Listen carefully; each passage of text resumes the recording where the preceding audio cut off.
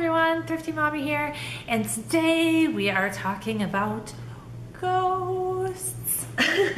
It's a different topic, but it's on YouTube Mommy Meetup, came up with this whole list.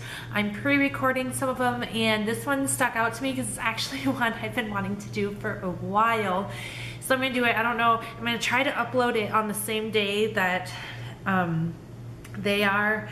So this should be up, what, the 10th of August as part of VLOGUST or Veda or whatever. But I am pre-recording.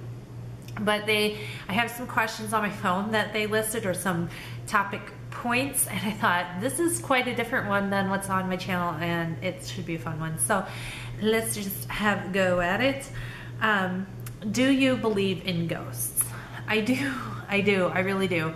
And I'll get into some stories of what happened to us at me and Chris's old house that we used to live at. It was super creepy, but yes. Short answer, yes, I believe in ghosts. Chris is a skeptic, and I'll get into that later as well. And then, have you been to a haunted house or on a ghost tour? Now, I have never been on a ghost tour or like an official haunted house, but I'm telling you, where we used to live was haunted. Again, I will get into that story once I answer these questions. And then, are you a fan of paranormal vampire novels? I am not a big reader because I have Erland syndrome and it causes problems with reading, but I do like to watch that kind of stuff. Not necessarily vampire, but like paranormal movies or TV shows, stuff like that I can get into pretty easily. So that's it for the questions on there, but I do want to get into the creepy stories. If this isn't your thing, you can totally just X out of this video, but okay. So we were living at this house, we were renting, and it was when Trevor was a baby. He was probably 3, 4, 5 months old, somewhere around there. And we wanted a bigger house, and we thought, okay, let's just move, and we rented this house. And at first, I kind of got a creepy feeling in the house, just like a weird feeling, like something was off. But I didn't really think too much of it because we had just moved, it's a new house, and you always tend to get an odd feeling when you move to a new place, and everything feels a little strange anyway. So I didn't think anything of it, but things very quickly changed for us there. And things would happen, and for instance, like, we had this living room, and then we had like a big dining room, which we actually used as a toy room. And right next to the living room, so our couches were like this, one here towards the front of the house, and one here, and this one was right next to our entryway, and in our entryway, it had stairs that went upstairs, and that's where we had our bedroom and Trevor's bedroom and a bathroom that we never used upstairs. And I always got a creepy feeling in our entryway to begin with. But one day, and we would see like shadows out of the corner of our eyes, and always, you know how like if someone walks past in the corner of your eye, you're like, oh, and you see them? That would happen, except nobody would be there. And one day I had that happen, and Trevor, who was very little at the time, he was just learning how to talk, he said, "Mama, look, man," and he pointed at the entryway where I thought I had seen a shadow, and that really freaked me out. So that was the very first thing that happened. And from then on, things just kind of built up and got even more creepy and unsettling there. Whenever I was gone from the house, Chris would be sitting in that couch watching TV, and he said the first time it happened, he said it was like someone taking their fists on the wall right behind him, and there was no water pipes or anything in that wall. It was just like a purely aesthetic wall, like there was nothing in there, but he said like someone banging on the wall enough so that he could feel it shaking on the back of his head, and the couch would shake and everything. He thought it was me messing with him. He quick ran around, there was nobody there. He went out the front door, nobody even used that door, and there was just nobody there. So that's another creepy thing. Luckily that never happened when I was home. That only ever happened when I was gone. And Chris is the guy who does not believe in ghosts. So I kept asking him, well, what do you think it was? And he's like, I don't know. I'm like, you think it was a ghost? And he said, no, it's not a ghost. I'm like, well, what was it? He's like, I don't know. I can't explain it. Well, another time we were laying in bed, sleeping, and we both heard footsteps. It woke us up. We had wooden staircase, and it's normal to hear creaks and things settling, as they say in old houses. But this was a very clear 1, 2, 3 footsteps on our stairs. Like, no doubt, there's no question in your mind, someone is walking up the stairs. And it woke us up at the same time, and then I think it hit us at the same time. Wait a second, we didn't hear any steps coming from the bottom, and we didn't hear them coming all the way up the stairs. So whoever's on our stairs is in the middle of our stairs. And the funny part is, I said, Chris, you need to go check. You need to go check. There's someone on our stairs. He goes, no, you go. He was too scared to even go on his own. So we finally went and looked, and there was literally nobody there. So that's creepy. And this all happened within a few months time frame, by the way. We got out of our lease as soon as we could in that house because it just was not a comfortable place to be, especially with having a baby.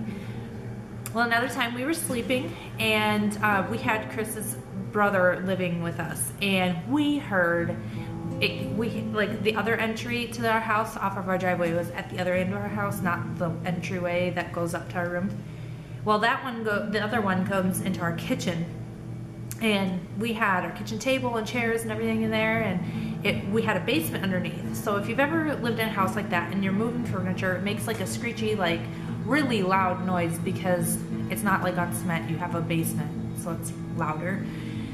But we woke up to what sounded like what I thought was Chris's brother coming home pissed drunk, pushing around tables and chairs, like trying to balance himself. That's what I thought it was. Like, that's the first thing that came to my mind. And I was instantly mad. I got after Chris. I said, you go tell him blah, blah, blah, blah, or I'm gonna come down there and I'm kicking him out tonight because this is baloney and we have a baby and he's gonna wake him up. And I was livid. I tossed on his shirt and shorts and I went dropping down right behind Chris down the stairs. Chris was mad, and we get down there, and first of all, Chris's brother wasn't even home. Second of all, not a single thing was moved in our kitchen. The chairs were just where they were supposed to be. The table was just where it was supposed to be. It was just really, really strange. And everybody because we had his brothers live with us, another one came at a different time, but everybody who had lived in that house with us had experienced something along those lines or got just a horrible, creeped out feeling living there too.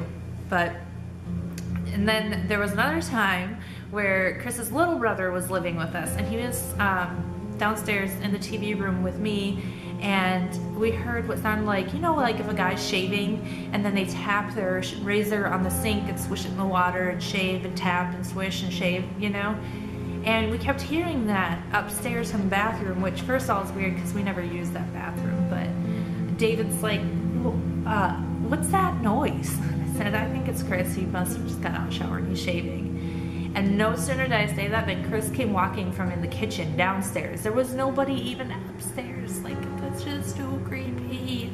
It's too creepy. Oh, it gives me the chills thinking about that house. I hated living there. I hated living there.